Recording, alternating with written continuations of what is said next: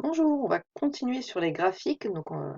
La dernière fois, on avait tracé ce graphique-ci à partir de listes et je vous avais dit qu'on pouvait le faire à partir de tableaux de type array.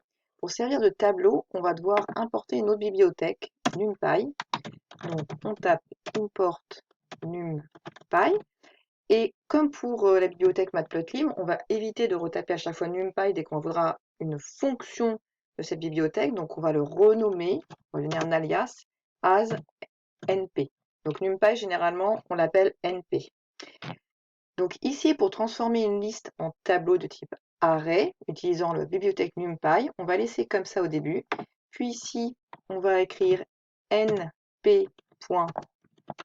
Donc on va aller chercher la fonction array dans la bibliothèque NumPy. Comme c'est une fonction, on met des parenthèses. Donc là, vous voyez que j'ai rajouté une parenthèse avant. En fait, j'ai gardé ma liste entre crochets et j'ai rajouté des parenthèses de chaque côté. Je fais pareil pour la masse. Masse égale à np.array. Je rajoute des parenthèses vu que c'est une fonction que j'ai appelée. Et là, juste pour tester, je vais exécuter pour voir si elle change quelque chose.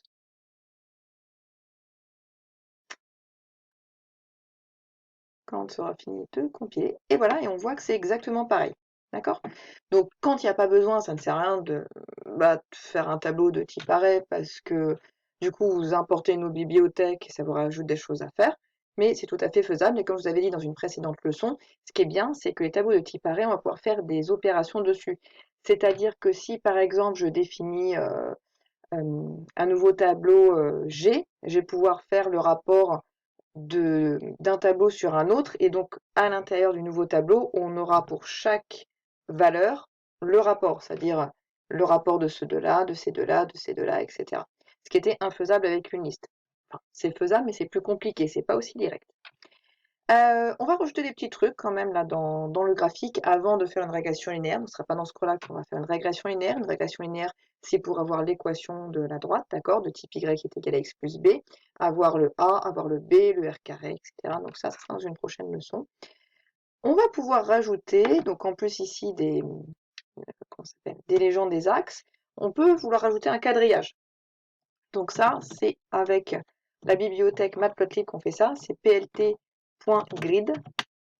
Et je ne mets rien entre mes parenthèses. Donc là, si j'exécute, voilà, vous voyez que ça vous a rajouté un quadrillage ici. On peut donner un titre. Hein. Donc là, c'est plt.title. plt.title. J'ouvre la parenthèse. Hein, comme à chaque fois, c'est une fonction que je vais chercher dans la bibliothèque. Et à chaque fois qu'on veut écrire un texte, on le met entre guillemets. Donc là, on a tracé P en fonction de M. Donc représentation de P en fonction de M, par exemple. J'exécute. Ah, mince, j'ai une petite faute. Donc là, encore une fois, le petit débugage. Qu'est-ce que j'ai oublié? Donc si je vais ici, vous voyez, il m'indique syntaxe error. Donc je vais aller regarder dans la ligne où il y a un problème, ligne 8 ici, et je me rends compte que j'ai oublié de fermer mes guillemets. Je réexécute. Tadam! Donc vous voyez qu'en haut, on a le titre, on a bien les légendes des axes, la grille qui est affichée, et là, on s'est servi de tableau et non pas de liste.